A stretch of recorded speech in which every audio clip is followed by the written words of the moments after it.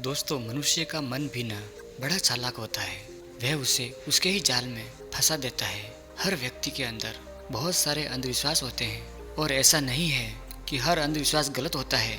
जैसे कि आप मान ले कि आप नशा करते हैं और नशा करके आप आसपास गंदगी का माहौल बनाए रखते हैं, तो इसका असर आपके जीवन पर भी जरूर पड़ता है, चाहे आप माने या न माने।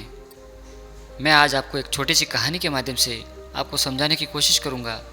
एक बार गौतम बुद्ध एक नदी के किनारे से गुजर रहे थे और सर्दियों का समय था।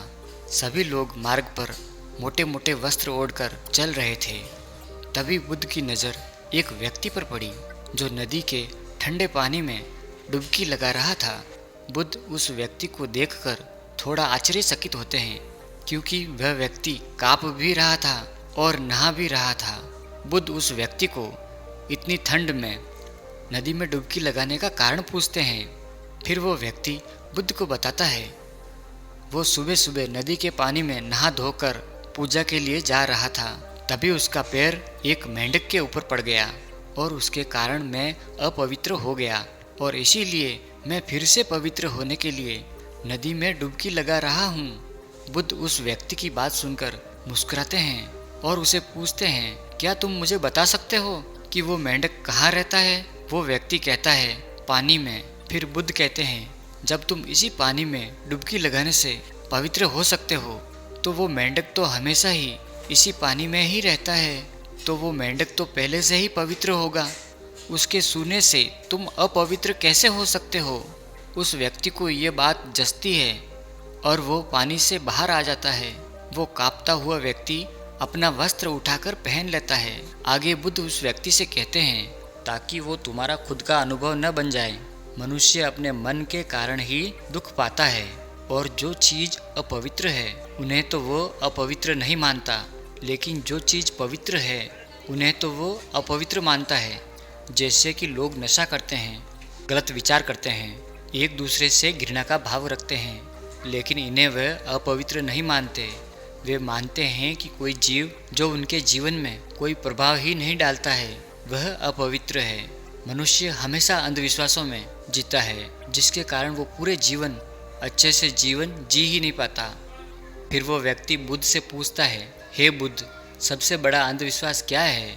फिर बुद्ध कहते हैं कि मनुष्य का सबसे बड़ा अंधविश्वास ये है कि उसे लगता है कि वो अपने मन के द्वारा ही अपने मन से मुक्त हो जाएगा, यानी अपने मन के द्वारा ही अपने जीवन के सभी दुखों से मुक्त हो जाएगा।